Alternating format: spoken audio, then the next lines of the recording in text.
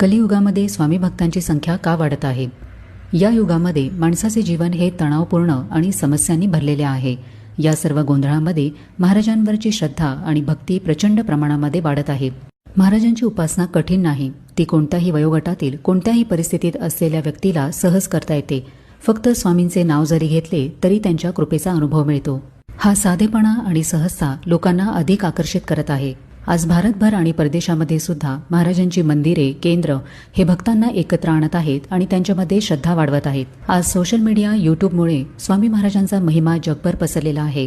त्यामुळे नवीन पिढी ही स्वामींच्या शिकवणींशी जोडली जात आहे. भक्त सांगतात की कोणत्याही संकटाच्या वेळी जर इतर उपाय काम करत नसेल तर महाराजांचे फक्त नामस्मरण केल्यावर सुद्धा समस्या सुटतात.